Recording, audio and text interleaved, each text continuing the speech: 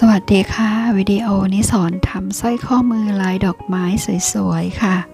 ในดอกไม้ใช้เม็ดขนาด4มิลค่ะสีทองเล็กๆคือ2มิลนะคะเราจะทำดอกไม้3สีนะคะมีแดงม่วงเขียวนะคะหรือเราจะแต่งเป็นแบบอื่นก็ได้นะคะอย่างเช่นสีม่วงอ่อนเข้มเส้นนี้ค่ะข้างในดอกคือเหมือนกันต่างกันที่ด้านนอกค่ะมันก็จะออกมาเป็นอีกลายหนึ่งแต่วิธีการร้อยก็ทำคล้ายๆกันนะคะถ้าใครดูลายออกจะรู้ว่าทำไม่ยากนะคะอย่างสีน้ำเงินกับสีฟ้าอันนี้ด้านในก็ทำคล้ายกันค่ะต่างกันที่กรอบด้านนอกนะคะเราอยากจะตกแต่งเป็นสีอะไรก็ได้แล้วแต่เราชอบเลยค่ะพอเราทำไปสักพักหนึ่งเราก็จะสามารถแต่งลายได้เลยนะคะ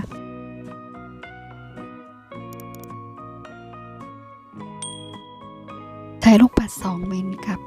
คริสตัล4มิลค่ะอันนี้เป็นตะขอแม่เหล็กนะคะเอ็นเราจะดึงมาสัก1วานะคะ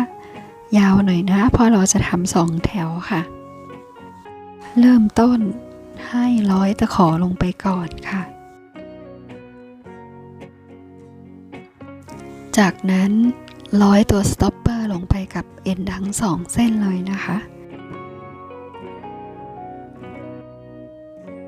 แล้วเราก็บีบตัวสต็อปเปอร์ให้ล็อกเอ็นไว้ขวาใส่3เม็ดซ้ายใส่3เม็ดจากนั้นขวาใส่1เม็ดใหญ่ซ้ายใส่ใหญ่เล็กและส่วนเม็ดเล็กลงมาค่ะจะออกมาเป็นแบบนี้ค่ะต่อไปขวาใส่กี่เม็ดใส่ไซส์อะไรบ้างซ้ายใส่กี่เม็ดเราใส่ให้ตรงตามวิดีโอนะคะแล้วก็ทำเหมือนเดิมค่ะใส่เม็ดเหมือนเดิมใส่จำนวนเม็ดเหมือนกันค่ะแต่ต่างกันที่สีนะคะพอเราใส่สีอื่นเข้ามามันก็จะกลายเป็นดอกไม้สีอื่นแบบนี้นะคะอย่างลายนี้จะทำไว้3สีนะคะจะเห็นว่าวิธีการร้อยเหมือนกันค่ะก็คือใส่ขวากับซ้ายให้เท่ากันแล้วก็สวน1เม็ดเล็กลงมานะคะ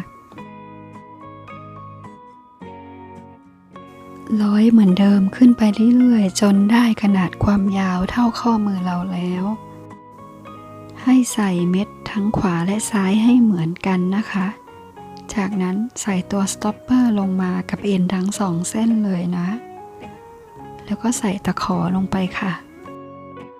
จากนั้นก็ให้หยิบปลายเอ็นทั้ง2เส้นร้อยไปที่ตัวสต็อปเปอร์นะคะร้อยย้อนลงมาแบบนี้ค่ะ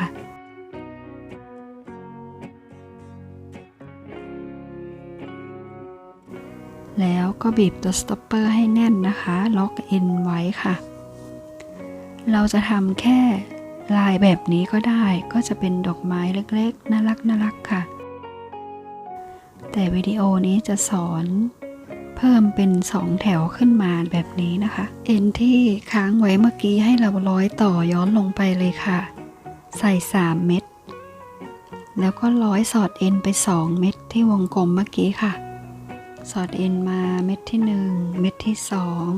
2แบบนี้นะคะจากนั้นให้ใส่เม็ดให้ตรงตามวิดีโอแล้วก็ร้อย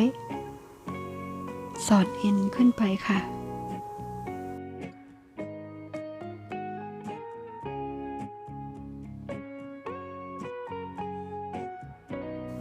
แล้วก็ร้อยสอดเอ็นไป2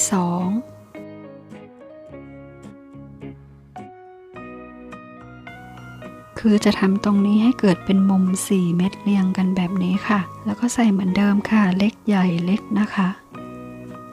ร้อยไปที่เม็ดที่วงกลมไว้ค่ะก็คือเราจะเพิ่มแถวด้านข้างขึ้นไปเรื่อยๆแบบนี้นะคะให้สร้อยข้อมือดูใหญ่ขึ้นมานิดนึงนะคะทำเหมือนเดิมค่ะ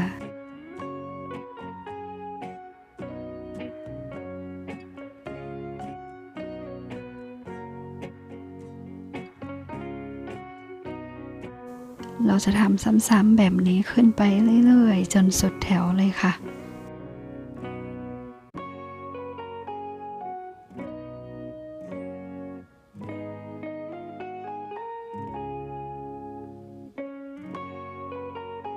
เมื่อสุดแถวแล้วให้เราร้อยเก็บเอ็นให้เรียบร้อยค่ะ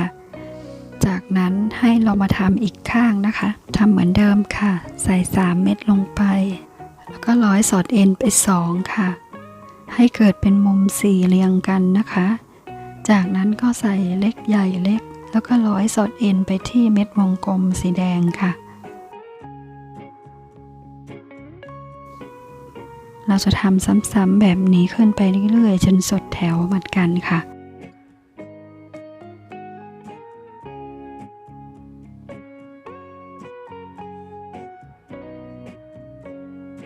พอสุดแถวแล้วให้เราร้อยเก็บเอ็นให้เรียบร้อยค่ะ